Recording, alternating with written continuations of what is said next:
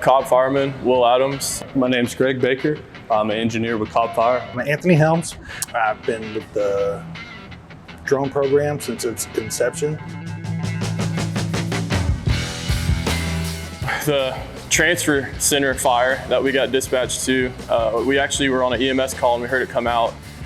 We weren't aware that it was a trash truck staging area, so we just knew that there was a lot of fire. Multiple people were calling it in. I was driving the tractor and my tillerman was in the back, Greg.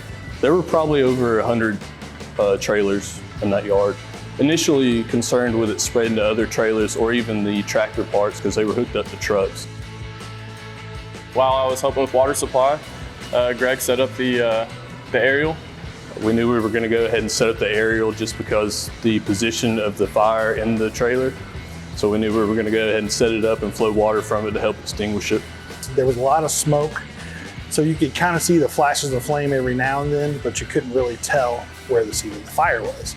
Once I got the drone up, you could really tell that it was deep-seated on one end of the trailer. I saw that the drone was up in the air and I knew of its capabilities, but didn't fully know of its capabilities, so I went ahead and called our drone operator.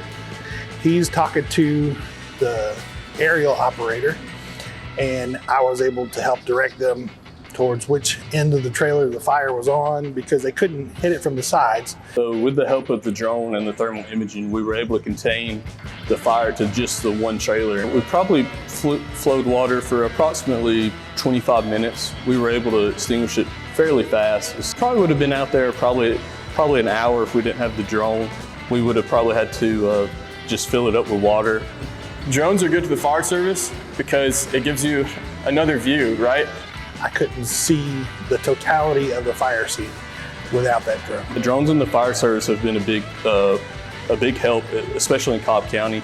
It gives the incident commander, who's usually stationed in the battalion car, an overall view of the whole incident without getting out, losing track of what units are there, and having to walk around and see. And it's also used after the incident. You know, if we want to review the way an incident went, we can use that drone footage as a training opportunity as well.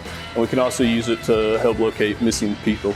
I think the call went really well because we communicate very well as a team. People that I work with are their family, and I enjoy coming to work every day just because of the people. I've got one of the greatest crews in the county at Station 1. Everybody gets along, we train together, we know what we're doing. We work and we get it done.